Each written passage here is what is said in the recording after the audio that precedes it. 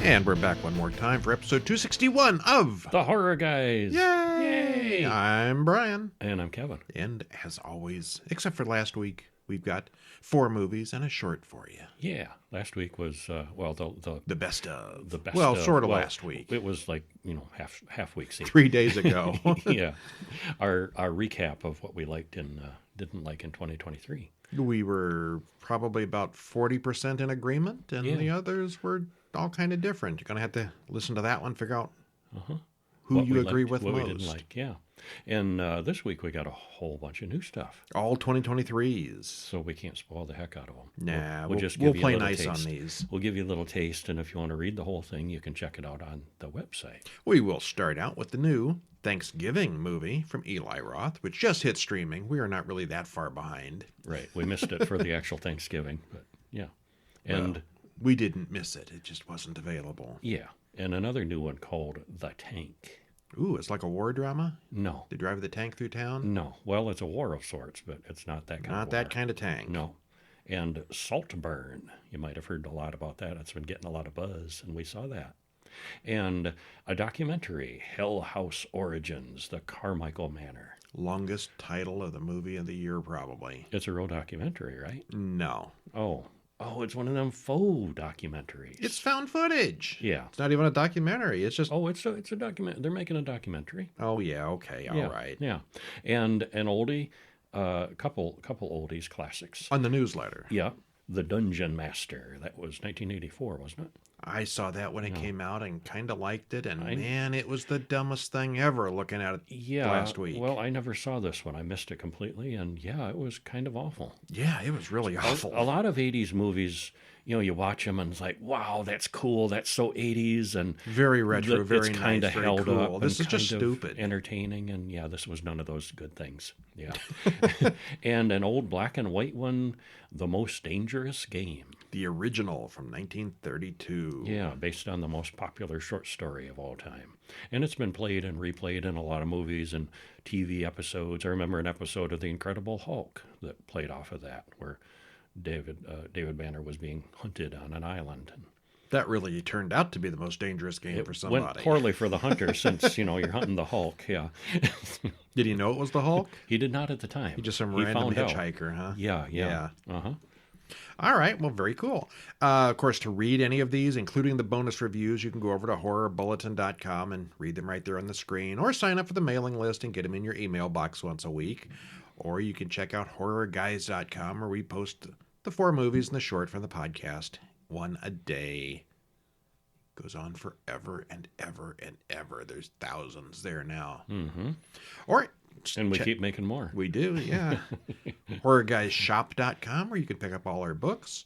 28 issues of Horror Bulletin Monthly, and about a dozen or so Horror Guys guides, which are big fat books that cover one specific topic. And a couple of fiction collections. Kevin loves the fiction collections. Tales to Make You Shiver. Tales to Make You Shiver. 1 and 2, and the ever elusive, it's invisible, coming. not really. It's coming. We pretend it's going to happen. Number 3. Soon. All right, but first, today, we're going to talk about Thanksgiving. Early January 2024, we're going to talk about a Thanksgiving movie. Because that's the way the streaming services work sometimes. Yeah. Directed by Eli Roth. Written by Jeff Rendell and Eli Roth. Stars Patrick Dempsey, Ty Olson, Gina Gershon, Lynn Griffin. Hour and 46 minutes. Trailer in the show notes. Spoiler free, what happens? Well, it starts out with a pretty awesome opening scene, setting things up. And then it's a masked killer, slasher, who is doing it kind of movie. And the gore is top-notch, which you might expect from Eli Roth. And there's Roth, not Ross. And there's a large cast of potential victims and suspects to keep things interesting. It wasn't the best, but we liked it quite a bit. We both thought we had it pegged on who the murderer was, like right from the beginning. And we weren't quite they were right. like, yeah, that's him. No, that's her. It's not. Oh, it couldn't be. That's not possible. And then maybe. Well, okay. And then you find out. Yeah. Yeah. Well, we start out in Plymouth, Massachusetts on Thanksgiving. Sheriff Eric comes to see Amanda and Mitch for dinner. There are a number of people there for Thanksgiving dinner, and Mitch gets called in to manage at Right Mart, which is having a Black Friday sale one day early. The crowd outside is getting crazy, with people riling each other up. You've seen those Walmart crowds on YouTube and stuff. And this is one of them. Maybe a little worse. Yeah, yeah. Well, the teenage crowd is in the car, being obnoxious, as teenagers in movies always are. Well, you say a little worse, but there have been some horrific examples. I mean, there was it one where happens. a security guard even got trampled to death in real life. And yeah, the mobs can get carried away. They all stop at Right Mart to get a new phone. They gather around the insanely crowded parking lot and wait for the store to finally open. Jessica, Bobby, and the crew go through the employee entrance, since Jessica's dad is Thomas, the owner of Right Mart. When the crowd sees Bobby and the kids already inside, they go wild and stampede.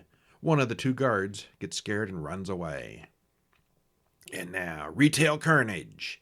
People get trampled on, throat sliced, kicked, punched, and otherwise assaulted. The free waffle irons go really fast. Yeah, but it's the first 100 guests get a free waffle iron. And, yeah. It's a full-on riot. Amanda, Mitch's wife, is killed by somebody with a shopping cart. There are at least 2 other fatalities. Bobby, the baseball pitcher, gets his arm destroyed. And credits roll. Yeah. That was a pretty good opening sequence. It was pretty awesome. 1 year later, the video of the Thanksgiving massacre taken by one of the teens is all over the internet. We see newspaper clippings that say there were no arrests for the disaster. Mitch calls out the owner of Right Mart, who only hired 2 security guards last year, and he blames him for all that happens. And one thing that I was questioning right off the bat, too, because they show the POV from the security cameras in the store, and there's all kinds of angles and clear shots of all these people, doing all these horrible things. Uh-huh. Well, the security camera footage mysteriously disappeared. Yep. Yeah. Strange how that works. Yeah, a heck of a coincidence. Well, the sheriff has a new deputy now. At the diner, they're giving away masks of the town founder, John Carver, a kind of a pilgrim-looking guy. Thomas complains that someone trashed a local landmark and stole a historic axe. Well, we cut to someone looking at the recorded video on YouTube and focusing in on certain recognizable people who were misbehaving the night of the slaughter. Yeah, the kids' video camera footage is pretty limited. There's not a lot of clear faces, but there's enough. There's a few. There's some recognizable faces there. The first of these is the lady who runs the town's diner, and she's entertainingly cut in half by her dumpster. Yeah, she was one of the worst offenders there. The next morning, they find half of her on Right Mart's 50% off sign. Half of her? Half off. It's all on the security footage, but the guy who did it is wearing a Carver mask, so they have no idea who it is. The sheriff questions Jessica about anything she might know about the people who were there that night. Bobby is back in town, and he says his arm might eventually be back to normal. What? Another suspect in town? Jessica says it was Kathleen, Thomas's wife and her stepmother, who deleted the security cam footage. Jessica wants to see what's on the backup of that footage that would be in her dad's home office. Uh-huh. We should stop there. We should stop there. And more carnage happens. More carnage and mayhem and yeah. It eventually comes out to be a sort of a slasher with a whodunit angle. Yeah, you're trying to figure out who the killer is, and you do eventually find out. It's a satisfying, somewhat of a satisfying ending, I'd say. Yeah. The opening in the store is really good, but the rest of it is kind of standard slasher stuff. There are some pretty good one-liners and funny puns here. It was good. Nothing I'm going to make a holiday tradition out of, but it's no turkey either. You did that on purpose. It's no Thanksgiving, that's for sure. Gobble, gobble. Gobble, gobble. All right. So, yeah, it's a thumbs up, but it's not awesome. I've read a lot of really ranting, raving press over this, how fantastic it was, and it's all right. It's all right. It was good. It was very good. We were entertained. It was, it's not a new classic. Yeah. House Origins, The Carmichael Manor, 2023. Written and directed by Stephen Cognetti. Stars Bridget Rose Perota, Destiny Leilani Brown, James Liddell, and Gideon Berger. Hour 38. Spoiler free. It starts with spoilers right at the beginning. It's done as a faux documentary. Well, Oh. you've seen the original House LLC, and this the hotel, and there's a cult, and there's like killer clowns and stuff. And this is like a documentary of stuff that happened before that. Yeah, and at the end of the movie, the hotel burns down, I think, right? No, it already had, I think. Because they found stuff. Well, that the was found salvaged. footage, yeah. Sometime during that. Right. Right, Yeah. yeah. Well, anyway, this is seeing the events that led up to that. It's kind of a post-prequel. Yeah, and if you're a found footage fan, this was Yeah. decent. The first half is the best, with it slowing down a little bit in the last half, but overall it was put together pretty well. There are some good creepy moments, and it's worth a watch if you're a found footage fan. Mm-hmm. All right. Well, again, this is new, so we won't spoil it to death, but what happens? Well, we open with an interview show talking about the Carmichael family and their home. Catherine and Eleanor Carmichael were murdered, and the father, Arthur, and the son, Patrick, went missing. Well, one sister, Margaret, was killed in a traffic accident when Patrick was driving, and the house is said to be haunted. So, Margot... This is not the Abaddon Hotel. This Right. is a house This is a somewhere Carmichael in that Manor, same town. A big old mansion of a place. Margot Bentley and Rebecca Vickers were the first people allowed inside afterward. Well, their bodies were found a week later, and they left behind some strange video and audio. So right in the beginning, we find out that everyone dies. They died, yeah. But then we go back and see the beginning. A flashback to Margot and Rebecca on the road heading to Carmichael House, and they're recording everything for their website. The caretaker, Donald, lets them inside and shows them around. House is very remote, and none of the Carmichael heirs want to live there. Donald tells them about the history of the Carmichaels and the various fates of the family. He tells them to check out the local antique store that sells things that were recovered from the old Abaddon Hotel, which has since burned to the ground 30 years ago. Well, the girls open up a locked storage room, and there's some weird clown statues inside. We've seen those clowns before. And weird old carnival stuff. It's like they took a carnival and packed it up. Chase, Margot's brother, arrives to help with the filming. Well, the first night, the three goes over the specifics of the murder, and they all assume that Arthur killed Patrick and hid the body, and then went back for the women. We are told that Chase recently went missing, the brother, and Margot invited him along to keep an eye on him. Apparently he's got some mental issues, and occasionally will just, disappear and stuff. Well, late at night, they hear singing downstairs. Should we stop there? Because stuff happens. Yeah, that's probably a good place to stop. It gets if you've weird seen any of fast. these Hell House LLC movies, you know where this is going. It gets weird and creepy fast, and it gets weirder and creepier and fatal, as we know from the spoiler at the beginning. It's a found footage movie. I thought it was really dragged out and a little too long. I liked it a little better than you did, I think. The first half is atmospheric and well done, but somewhere around the time that Chase disappears, it really starts to slow down. He was an interesting character. I don't know that he had anything to do. It was just that about that point in time, they just spent too much time with what came after. Mm-hmm. It's fine, not great, but if you're into creepy haunted house stories, this is one of them. And I've only seen the first one and the most recent one now. There's two in the middle. There's a part 2 and a part 3, I think. There may be more. When we haven't seen That we any haven't of the others seen. yet. I'm not a major fan of this series. It was okay. Yeah, found footage is not my favorite. There are some good found footage films, but I'm not overall a big fan of those. Mm-hmm. I think I am more than you are. You want to see a short film? We should. It's one called It's Not About Fear from 2023. Written by Clement Joachim, stars Joe Hassan and Ramki Hoyseth, Rebecca Parr, and Bobby Busvine. 10 minutes and 3 seconds. And you can watch it on YouTube for free. Yeah. Well, I'm going to tell you what happens. Tell us what happens. James rushes to his back door, and we see some kind of shadowy monster watching him from outside. Uh-oh, stalker. Yeah. Well, his date, in another place, really likes James and wants their time together to go well. And so they do meet up. James is a little self-conscious and awkward.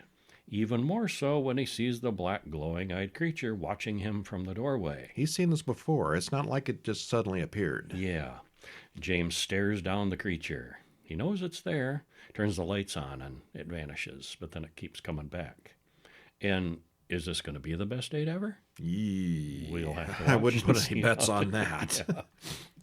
Well, we all have our own internal demons. Some people just have sneaky voyeuristic ones that literally haunt them. Mm-hmm. So, did you notice in the coffee in the kitchen how many coffee pots James had? I didn't really notice that. There's like no. 3 or maybe 4 in a row. That's awesome. Why would anybody need that many coffee pots? A hobbyist. A maven. A I fan want of that coffee. kitchen. It's got all the coffee A pots, collector. A and that hobby. has nothing to do with the story. A hobby. Yeah. Well, it's clearly a metaphor for nerves and first date awkwardness and trauma brought by lack of consent in past relationships. Maybe a dash of fear of intimacy now. Whatever it is, the creature effects are great, as are the visuals and music. Very good. Yeah, it is cool how they took that idea of It's pretty clear what they're talking about here. something that, imagine something that's bothering you, that's holding you back. And instead of just being internalized, it's literally a creature outside of you. Yeah. It was really well done, I thought. And that takes us to 2023's The Tank. Written and directed by Scott Walker, stars Lucienne Buchanan, Matt Whelan, Zara Nussbaum, and Regina Hageman. Hour and 40 minutes. What happened spoiler-free? Well, it's low on surprises, but it's got everything going for it that makes that forgivable. The story moves steadily without dragging. The effects are practical. There's not much CGI at all there, and they're pretty realistic. There's some creepiness and suspense and characters to root for. It's a good one. It's a monster movie. It is. Yeah. And there's even a little girl that that she's decent and, you kind of root for her too. Don't always root for children in these movies. Oh, sometimes you root against the children. Yeah, like, please, monster, eat this child. Yeah, but this is a good This one one's for that. okay? Yeah, All right. I think so. Well, we start out in May 1946, where a man opens up a tank in the backyard, one of those big water cistern things, and climbs down inside. He screams, and something pulls him down into the hole. Credits roll. Uh-oh, you know where this is going. Uh-huh, there's a monster. Now, we fast forward to 1978, before cell phones, Mm-hmm. and 2 girls look at lizards in the pet store. Jules runs the pet shop, but she can't control all those children in there who keep letting the pets out. Who let the dogs out? Oh. Annoying children. Yes. Well, she tells her daughter about amphibians and how territorial some of them are. Those are And- Chekhov's amphibians. And there's a little foreshadowing. Yeah. A man comes to see Jules's husband, Ben, and turns out Ben has just inherited a house from his recently dead mother's estate. It's in Oregon, and it's originally in Ben's father's name, and Ben's father and sister disappeared somewhere near there long ago. Mm-hmm. Ben, Jules, and their daughter pack up the car, and they go to Oregon. They soon arrive at the isolated house in the woods, and the house is all grown over, forgotten for decades. It does, however, have an amazing view of the ocean. And it's like, property as far as they can see is theirs too. Yeah, It's a huge chunk. Yeah. and Very- Ben didn't even very know they cool. had it. Yeah. He soon finds a big manhole in the backyard for a giant water tank. He immediately crawls in with no flashlight or anything and starts exploring. All he finds is a rusty lantern.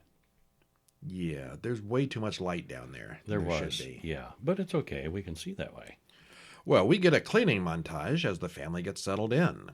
There are various old reports of people going missing in the area beyond just Ben's father and sister. Well, we find out that Ben's mother was actually a suspect in causing their deaths. Why didn't Ben's mother ever mention the existence of this house? Mysterious, isn't it? Well, they read in Grandma's diary about the construction of the water tank, which tapped into a natural spring for water to the house. Her husband, Alec, was the man we saw dragged into the tank in 1946, and she never knew what happened to him. The daughter, Rosie, went missing a few days later, and then that night, everyone hears something growling outside the house. Zoinks. So Grandma was pregnant with Ben at the time. Yeah. This is why Ben never knew his father. Well, the next morning, Ben finds a bunch of explosive fertilizer in the barn. as one does. That might come in handy considering we know there's monsters. And he points out that the fertilizer could be explosive if it wasn't handled. You just know where that's going. Uh-huh, yeah. And Jules says she's uncomfortable in the ancient, unmaintained house. I've seen prettier barns. Ben goes back down into the tank to see why they aren't getting any water, and he finds tunnels way down under the house.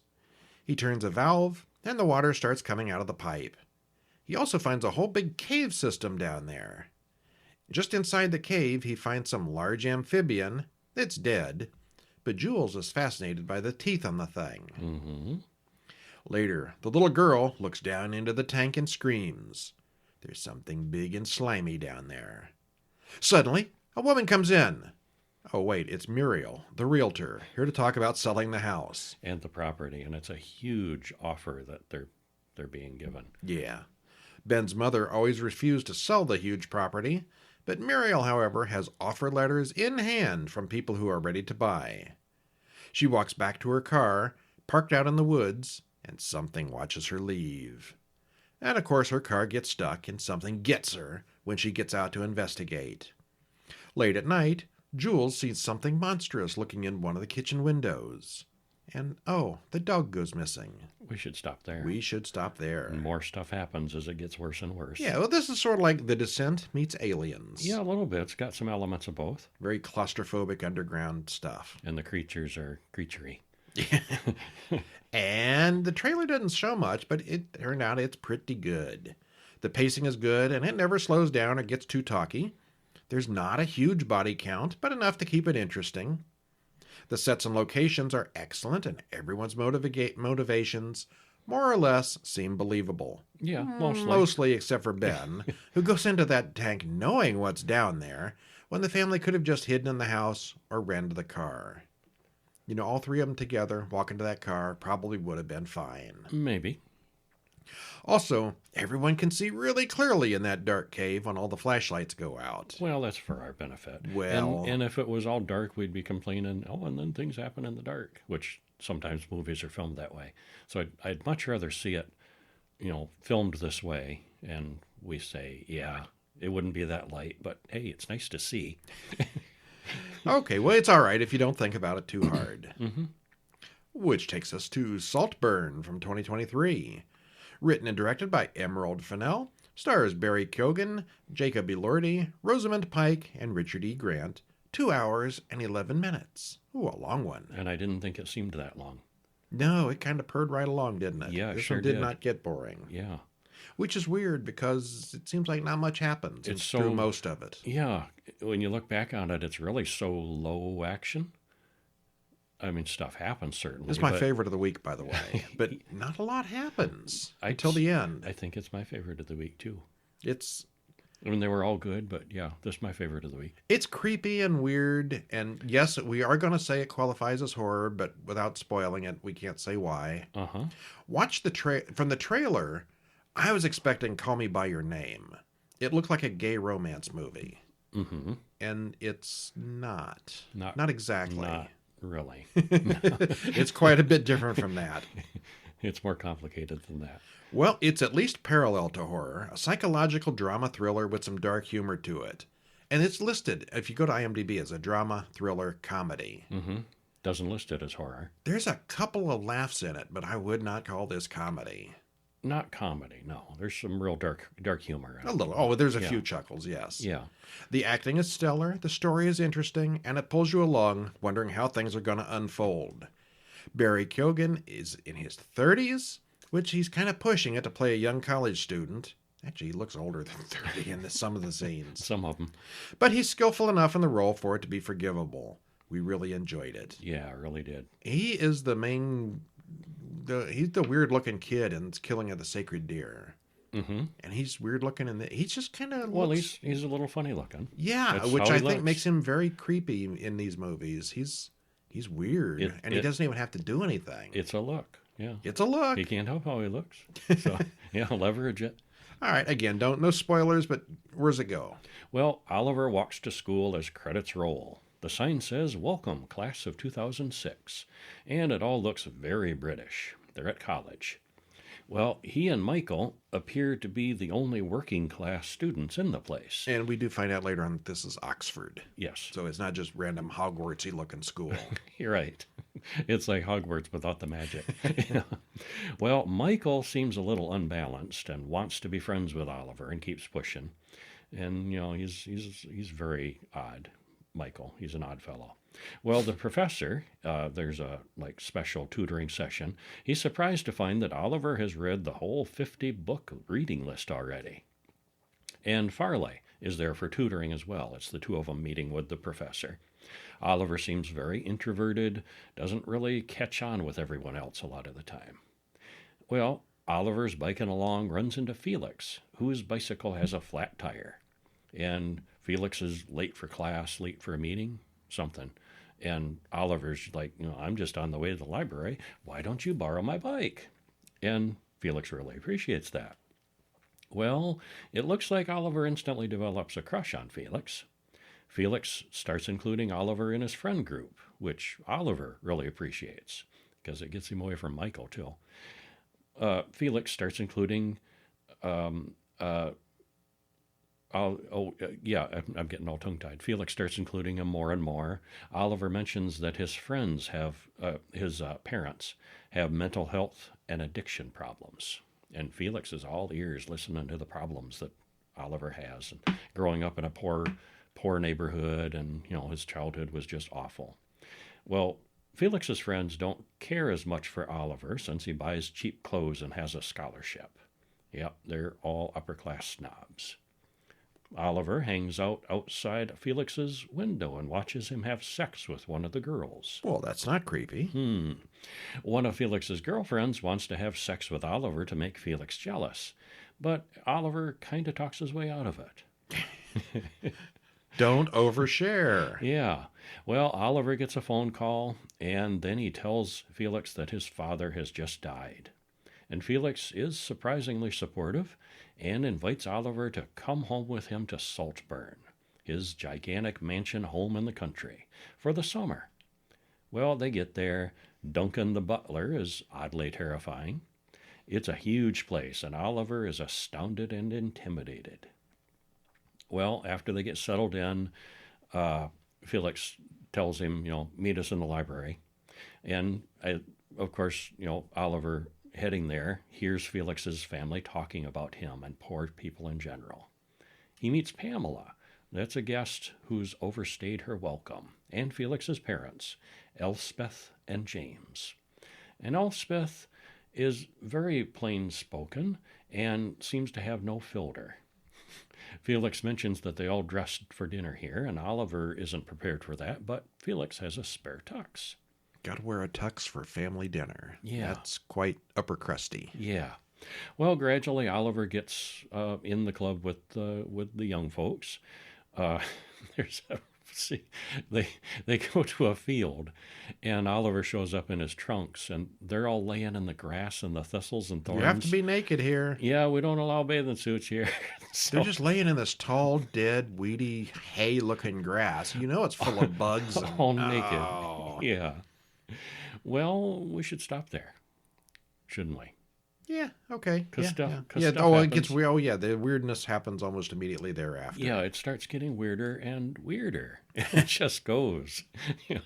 Okay, again, this is listed as drama, thriller, comedy, but it's been heavily discussed in many horror forums, so we decided to take a look at it, and it qualifies. Mm-hmm. It's a fish-out-of-water story that heavily demonstrates class differences. There's definitely some oddball behavior and creepiness in some scenes, but it's not really horror until it all ties together. Mm-hmm. And it does tie together nicely. Yeah, it does. Barry Keoghan plays a college student, and he looks every bit his 32 years. In most shots, yeah. Actually, in some scenes with the lighting just right, he looks a good bit older than that. He could pass for 40 or 50 in some scenes. Otherwise, the acting is really good, the cinematography is awesome, and the sets are perfect. It's very, very weird in a good way. And we liked it a lot. We did, yeah, yes. Like we say, it's our favorite of the week. If it's one you're talking about 3 days later, it's a winner with us. Uh-huh. Yeah, we were still talking about it. We were. Okay, and that's all the ones we're going to go into in detail this week. If you check out HorrorBulletin.com, you can read our review of The Dungeonmaster from 1984, which stars Jeffrey Byron, Richard Mull as the bad guy. Remember him? Big, tall, bald guy. Just recently died. And Leslie Wong. Yeah. Richard Mull was kind of the bright spot of it. Because he's overacting, chewing the scenery. He chews the scenery and really plays up the bad guy. It's kind of an anthology, but the stories are short, random, and Yeah. Just overall, it's kind of one we watch so you don't have to. I think so, yes. Yeah. And of course, 1932's The Most Dangerous Game, starring Joel McCrea, Fay Wray, Leslie Banks, and Robert Armstrong. Shall we go hunting? Would you like to play a game? Which is very short and packs in quite a lot and moves very briskly without wasting any time. Yeah, it gets right to it. The music's a little annoying, but the story is such a classic that it's been remade, retold, and fit into other things dozens of times. And it was really interesting, I thought, seeing this early version of it that's almost 100 years old now. Almost, yeah. Yeah, there. I guess there was an original short story, but this was the first movie adaptation. Yeah. And, yeah, I mean, yes, it's dated. It's almost 100 years old. Because it's 1932 in black and white, and their special effects were pretty primitive. But it was surprisingly entertaining. Yeah, I thought so. All right, well, that's it for this week. Stop in at horrorguys.com or horrorbulletin.com for more. Check out our books at horrorguyshop.com. And if you are not subscribed to the podcast, go to horrorguyspodcast.com and click one of those little subscription links, and you'll get us every week. And in the meantime, I'm Brian. And I'm Kevin. We'll see you when? Next week. See ya. See ya.